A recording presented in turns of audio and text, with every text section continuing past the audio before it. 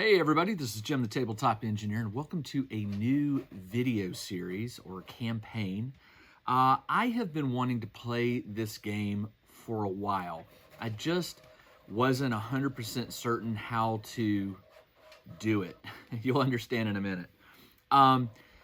I've seen a lot of videos on YouTube of people who play solo RPGs. Now, I'm not talking about procedural ones like the 2d6 dungeon or the 4 Against Darkness, where there's really not a role-playing element unless you want to add the role-playing element. It's more of an RPG in the sense that you're running a war, a band of adventurers, and you're going on an adventure, and you roll dice to see, what you're fighting, and then you roll dice for combat and stuff like that.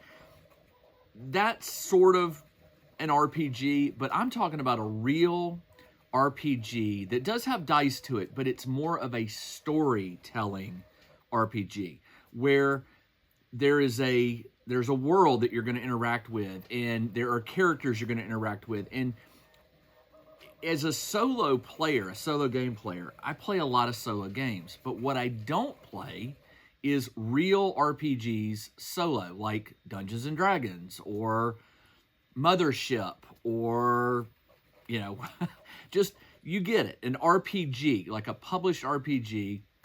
To play it solo just feels awkward. It feels weird because most RPGs, that, at least in my point of view, they require like a referee or a dungeon master or a game master, and then they have all the secrets, and then the players are in that universe. There are solo RPGs out there that are designed for one person to play and to tell a story, to develop a story over time. You're rolling dice, and you're pulling from your own brain for the portions of the story that will further it along. And there are some mechanics like dice rolling and things like that. So I've been toying with the idea for a while of doing it. I love telling a story. I love creating the worlds for the RPGs that I do run for players, like Shadow Dark. What got me on this path recently was one of my favorite games is called Shadow Dark. It's a fantasy RPG. It's a mix of old school Dungeons and Dragons with new mechanics. It's very fun. I've run many games of it, and the players like it. As the referee or the GM, I like it. But what got me on this recently was Kelsey Dion, the creator of Shadow Dark, released a booklet called Solo Dark, or was it Shadow? I can't remember. I think it's called Shadow Solo, or maybe it is Solo Dark. Can't remember. I was reading through it, and it uses this thing called oracles. And oracles, if you're not familiar with it, is they're really tables that when you don't know what to do, or when you need to know how to push the story forward, you can roll on these tables, and they give you some sort of like conflict or something to jumpstart the story. And after I read it, it reminded me of a game that I purchased a few years ago. I bought it, I read the rule book, I was absolutely just 100% taken with it, and I never got to play it. I just never I never found the time, I never really had the burn to do it until now. So I am going to be starting a new campaign. I don't know how long this will last. It will last as long as I want it to, as long as I'm having fun with it. If I reach a point where it just doesn't feel right, or I can't push forward, I may stop. But right now, I already have some ideas for how to continue it and the world that it's going to take place in.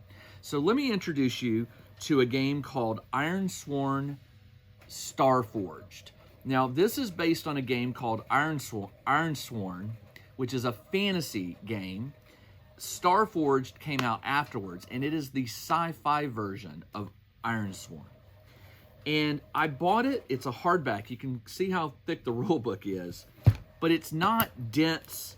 It's not dense text. It's a lot of tables and a lot of examples and things like that. I also bought the reference guide with it. This was recommended because this has a lot of the tables that you'll be using the most of. And then I also bought what's called the asset deck, because your character is going to meet non-player characters. They're going to have ships and tools and things, and these are cards, and you want to have them nearby your character sheet so that you can reference them very quickly. So what I'm going to do in this episode is I'm going to start it. First thing I'm going to do is I'm going to walk through the book and I'm going to create my character. And I'm going to flesh it out. I'm going to tell you about my character. And then from that point forward, I'm going to play the game. I've watched some videos of other people who have done this, and I think I've got some good ideas for how it's going to flow. Right now, just getting started, I anticipate doing maybe one video a week, but I'd like to do more, so we'll see. Maybe I can get this up to 2 episodes a week. So I'm going to take the camera. I'm going to move back here, top down, and I'm going to make my character, and we're going to get started with Starforged. Hang on a second. All right, so much of what I'm going to do in this game is going to be done on my iPad digital. I'm going to keep all the notes and things here. The book does have some sheets you can download and stuff like that, but right now that's not what I'm going to be using. There are 2 parts to this. One, I need to make the universe that my character belongs to. I need to define what they call the truths, T-R-U-T-H-S. There are these things called the truths about this universe I live in, and then I'll go on to my character. Now, what you need to understand about Starforged is this, and I'll try to show you some pictures. This takes place not in our existing galaxy, or I don't know. It does. It takes place in the Milky Way galaxy, but it takes place outside of it, above the plane, so to speak, in a place called the Forge, F-O-R-G-E. The Forge is its own, almost like a little galaxy in itself, because it's so far from the original Milky Way galaxy. We're human. This is not an aliens. This is not robots. This is a human. I play a human being. And so there are many, many truths about why we ended up in the Forge. And I'm going to roll those randomly rather than pick them. And if you have the book, it starts on page 84. And the first question concerns the cataclysm. So I'm gonna write this down, the cataclysm. And it says I have to roll a D100 to determine what this cataclysm was. So I'm gonna roll it right now for you. That is a 30. Blue is high, by the way. 30. It says the sun plague extinguished the stars in our home galaxy. An anomaly traveled at incredible speeds, many times faster than light itself, and snuffed out the stars around us before we realized it was coming. Few of us survived as we made our way to this new galaxy. Here in the Forge, the stars are still aflame. We cling to their warmth like weary travelers huddled around a fire. And then I'm going to roll to see, what do we suspect was the cause? 32. We suspect that it was caused by sudden dark matter decay. So the sun plague was caused by, we think it was caused by dark matter decay. Do I have any idea what that means? Absolutely not. But you can see how it's going to start telling a story. Now, the next truth is our exodus. What caused, or the story of our exodus from our old galaxy. Come on. Exodus. I'll roll the D100. That's an 88. An 88 is mysterious alien gates provided instantaneous one-way passage to the Forge. So there were alien gates. In the midst of the cataclysm, our ancestors found a strange metal pillar on our homeworld's moon. A map on the surface of this alien relic detailed the deep space location of the Iron Gates, plural. Massive devices that powered artificial wormholes. With no other options, the Exodus ships fled through the gates and entered here in the forge. All right, so there are metal devices, metal pillars, which are gates.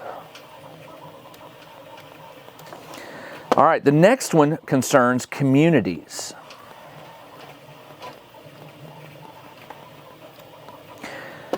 Let's roll about that. 79. 79 is, we have made our mark in this galaxy, but the energy storms we call balefires threaten to undo the progress, leaving our communities isolated and vulnerable. So there are energy storms called balefires, and they're making it hard for us to develop large communities. We're sort of segregated. Starships navigate along bustling trade routes between settlements. We've built burgeoning outposts on the fringes of known sectors, and bold spacers chart new paths into unexplored domains. But this hard-earned success is threatened by the chaotic balefires, intense energy anomalies that cut off trade routes and threaten entire planets. Okay. The next one is called Iron. Now you may notice that the name of the game is called Ironsworn Starforged. The iron is this Ironsworn thing is an oath you take as an adventurer, a traveler, a spacer.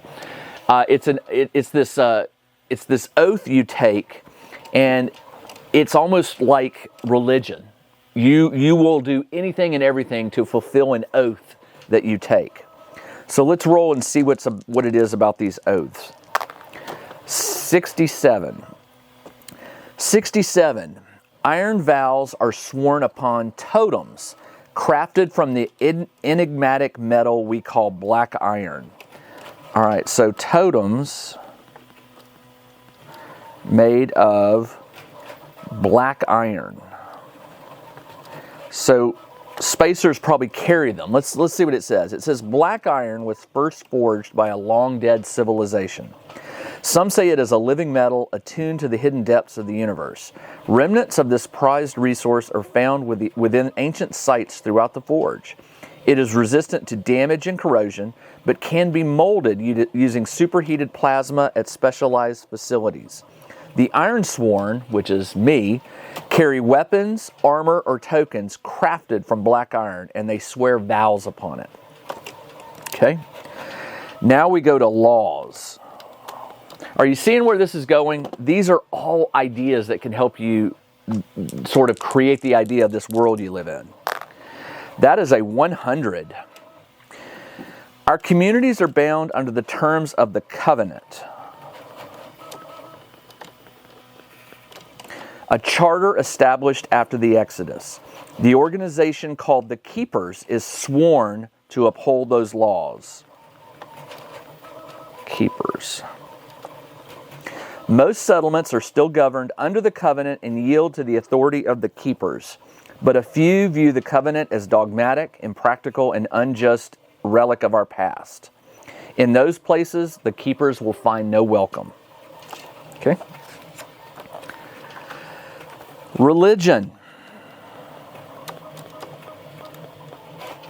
We're almost done with this. That is a 52. Our faith is as diverse as our people. I'm going to put diverse. Many have no religion or offer an occasional prayer out of habit.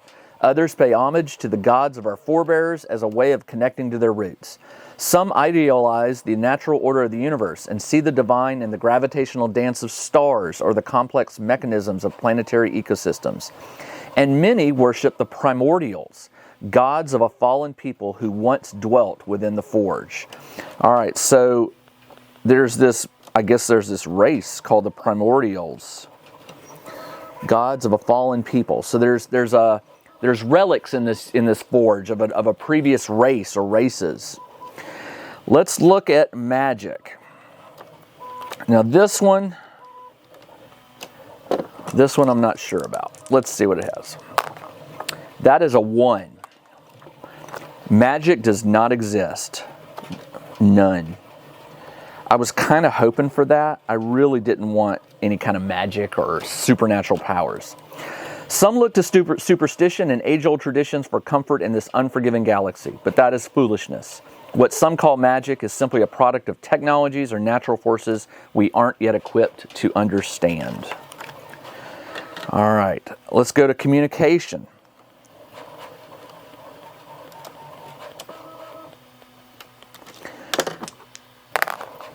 '64.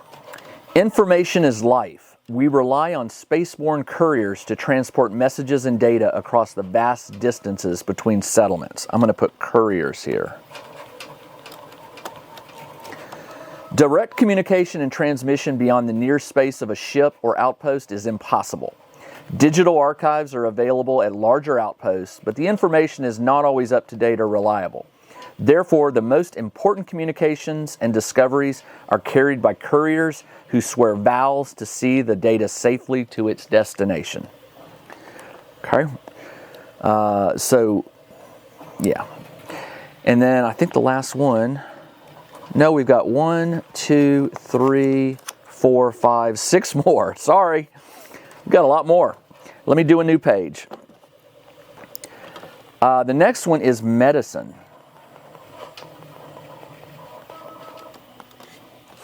I spelled that wrong. I can't believe I did that. I knew that. As soon as I did it, I said, that's not how you spell medicine.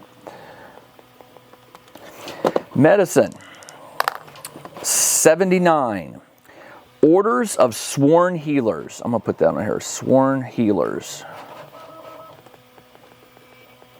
Orders of sworn healers preserve our medical knowledge and train new generations of caregivers. Life-saving advanced care is available within larger communities throughout the settled sectors of the Forge. Even remote communities are often served by a novice healer or can request help from a healer's guild in an emergency. So there are guilds and there are novice healers. Good to know. Let's keep going. Artificial intelligence. 95. AI consciousness emerged in the time before the Exodus, and sentient machines live with us here in the Forge. So there are sentient machines in the Forge. Our ships, digital assistants, bots, and other systems often house advanced AI. For a lone traveler, machine intelligence can provide companionship and aid within the perilous depths of the Forge. All right. War. 70. War never ends. Never ending. Talented weaponsmiths and shipwrights craft deadly high-tech tools of destruction. Dominant factions wield mighty fleets and battle-hardened troops. Those in power have access to weapons of horrific destructive potential. Skirmishes and wars flare across the settled domains, and most are pawns or casualties in these destructive campaigns. All right, life forms.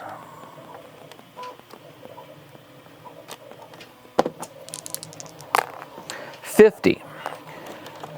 Many sites and planets are infested by dreadful Forge spawn. These aberrant creatures threaten to overrun other life in the galaxy, so they're called Forge spawn. They're an infestation.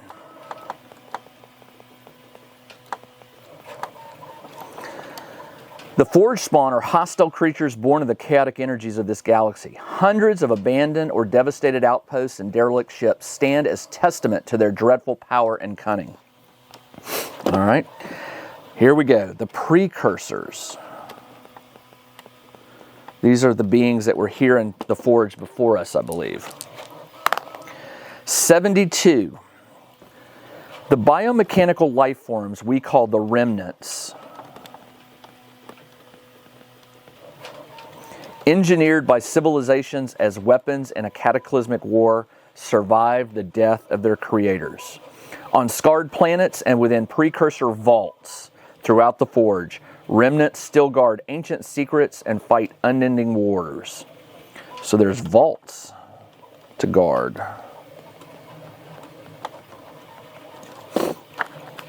And the last one, horrors. And since I have rolled randomly for all of these, I'm going to see what it gives me.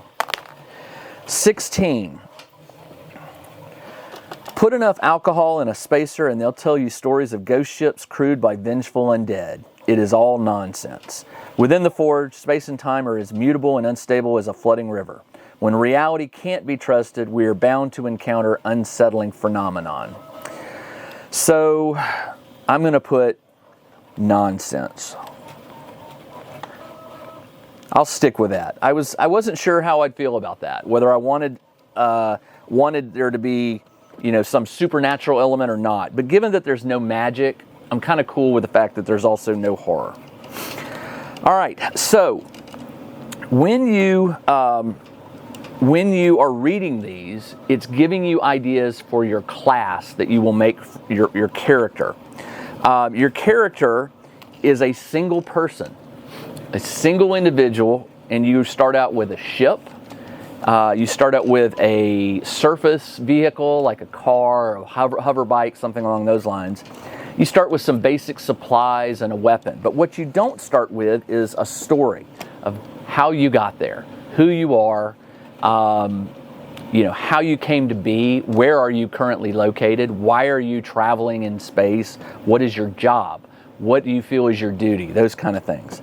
So what I'm going to do is I'm going to take all of this stuff and I'm going to mull it over. And I'm going to use that to help me create my character. So what I'm going to do real quick, I'm going to pause the video. I don't know, this could take me 30 minutes, it could take me a day. I'm going to mull it over. And I'm going to come back and I'm going to start working on my character based on some of this information. So I'll be right back. Check out the new RPG and Wargame newsletter. Each week, the Tabletop Engineer shares news, products, Kickstarters, and much more related to the gaming hobby. It's free to subscribe, so check out the link in the video description below to sign up. All right, I have downloaded the character sheet onto my iPad. This game comes with a lot of supporting documents that you can download for free. Check the video description below where you can go get the game. There's even a free PDF starter set if you want to check out the game and it's, you know, just the bare bones of the game and see if you like it. All right, the first thing I'm going to do, well, the first step it said was to divide the cards up. You can print these out yourself, but I went ahead and bought them. There is your starship, which is a single card. You have a whole bunch called modules, something called support vehicle. It's a stack of cards. Here's the biggest one called path. There's another one called companion and another one called deed. Oops. Called deed. All right, so I've put those cards up here in front of me. I'm not using them yet. The first thing it says is choose 2 paths. Now, I could pick 2, or what I'd probably prefer to do is pick 1 and then roll randomly for the other one. Yeah, let's do it. Discuss your to help player. Do not take. Okay, so choose any 2 paths. The first path I want, I've looked through all of them. There's like maybe 20 of them here. 1, 2, 3, 4, 5, 6, 7, 8, 9, 10, 11, 12, 13, 14, 15, 16, 17, 18, 19, 20. 20 of them. I like the Interstellar Scout.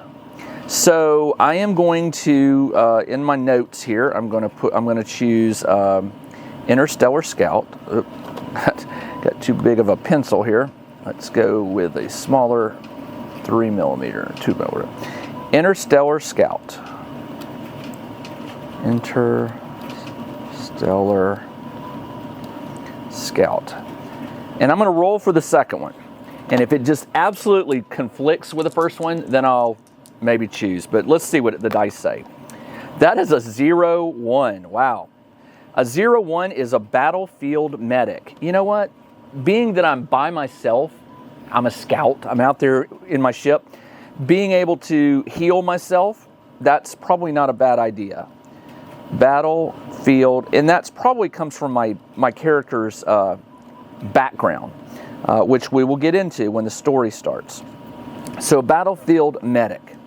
The assets are healer and veteran. I'm not sure what that means. Assets. So this one is a explorer, voidborn, and this one is healer and veteran. Are those the paths? I bet you they are. Let's take a look. Healer would be the first one. Yeah, path. Okay. Is explorer one? Explorer is healer. Yeah. Is voidborn. Yep. Okay. So I bet you these are the paths. Picking paths. If you are playing with others, discuss it. This game can be played multiplayer, by the way. All right. So I've got my 2 paths. Create your backstory. Now it does have a D100. So let's roll that. That is an 18. You are haunted by past actions or failures. I should add a page here, just a blank page. So backstory is, I rolled what did I roll? I can't remember, 18? Yeah, I'm going to put the number so I can remember. 18. You were haunted by past actions or failures. Good to know. All right. Write your background vow. Now, you don't have to do this right now. I'm just going to put a placeholder here. The vow is something you say, I vow to destroy this, or I vow to discover this. If you can't think of it right now, it tells you you can hold off and see where the story carries you. But you do want to have one early in the game, not like necessarily the starting out, but you do want to have it early because it's going to define the story that you're telling. Board your ship. All right, so I get my ship card. And remember, I told you that your ship will have, it's sort of like, you treat it like an ally. It'll have bonuses it gives you, and it has a health bar and things like that. So I've got my ship. It says, take the card. You can claim 2. The default mark provides the basic, you can claim 2 other advanced abilities. For now, leave them unmarked. Okay. Give the ship a history. All right, let's give it a history. 71. 71 is, I don't like that one. Purchased at a suspiciously cheap price. So what I'm going to do is I'm going to give myself three chances to mold my own story. So the first one was I took the Interstellar Scout. This one I'm going to do earned in exchange for a promise or vow. So the Starship, is that the one I want? Let me look at the other ones real quick. Granted by an organization, found abandoned, inherited from a relative or mentor, purchased, stolen, taken while fleeing an attack, won in a bet. I love the won in a bet. Taken while fleeing an attack or disaster. I'm going to say inherited from a mentor. Because I've been thinking about this game and I already have something that I'm sort of leaning towards. So inherited from a mentor. And I'm going to give myself one more tweak of the story and then I'll roll randomly. Who owns it? Well, I do. It says if you're playing multiplayer, you have to sort of decide. And then it says envision the starship. That is a 77. 77 is the ship is powered by an ancient precursor device. Powered by ancient precursor device. I don't think the word ancient is needed there since you're talking about precursor. All right, name your starship. I'll come up with that later. That's something I really want to ponder on. Choose your final asset. You don't start with a whole lot. Now, I guess a ship is a lot if you really think about it. It says you may choose a module to enhance your starship, a support vehicle when you're on a surface of a planet, a companion, and a path. Now that your ship is ready, pick one final asset. This time you aren't limited to picking a path. You can choose from any. Okay, so I could choose another path if I wanted to. I think I'm going to hold off on the path. And let me look at modules. We've got engine upgrade, expanded hull, grappler, heavy cannons, internal refit, med bay. The med base might be a possibility since I'm a healer. Missile array, overseer, that's an AI. We already know it has an AI in it of some sort. Reinforced hull, research lab, sensors, shields, stealth, vehicle bay, and a workshop. You only get one. I'm going to start out on my own. I'm not going to have a companion. So I'm definitely giving away the companion and the paths. I don't need a new one of those. So it really comes down to module or support vehicle. For lack of a better thing, you know what? I'm a healer. I shouldn't need a med bay. I probably have healing equipment, that I can carry on my bag. So I think what I'm going to do is I'm going to go with a research lab. Got to figure out, for lack of a better one, I'm assuming my ship has some weapons and some shields. Yes, so when you raise your shields, roll on your invisible. Okay, so stealth tech, vehicle bay. You may purchase or upgrade a support vehicle for one less experience. Okay, when you repair. Okay. I'm gonna do it. I'm gonna go with research lab. No, I'm gonna go with workshop. You know what? I'm an engineer. The idea of having a workshop in my starship just makes sense to me. A workshop. So I've got the workshop in my starship. Now we go to setting my stats. So let's go back to the character sheet. You have edge, heart, iron, shadow, and wits. Edge is related to your quickness and agility, prowess when fighting at a distance. Heart is courage, willpower, empathy, loyalty. Iron, physical strength, endurance. Shadow, sneakiness, deceptiveness. Wits, expertise, knowledge, and observation.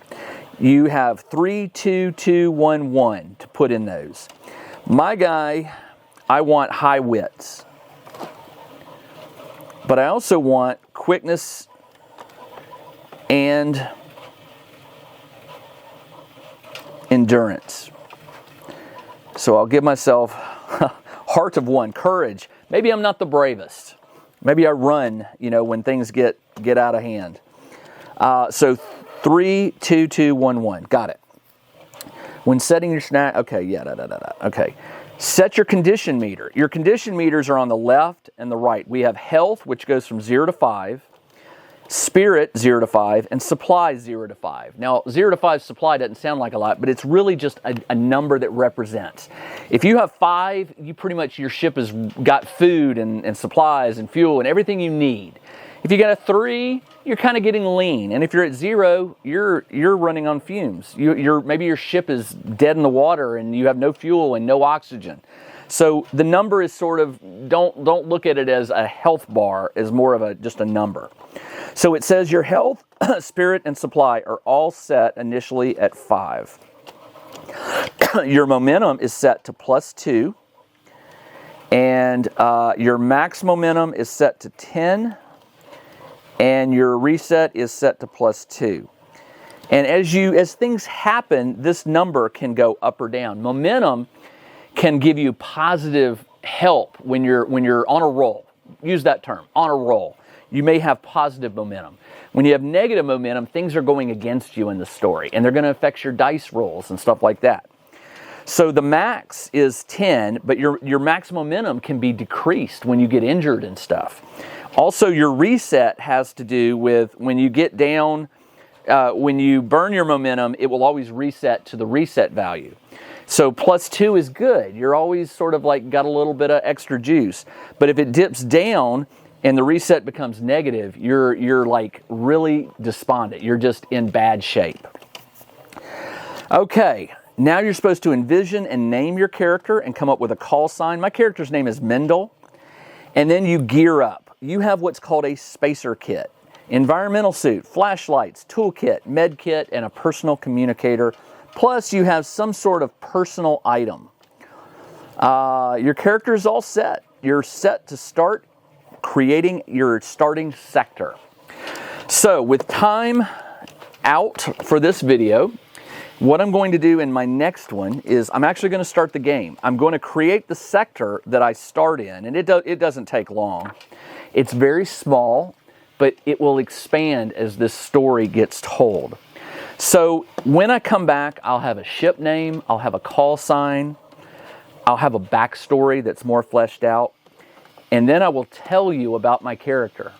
I'll tell you about me and the starting point where my story begins and how I ended up there, or how I started there and where I'm going.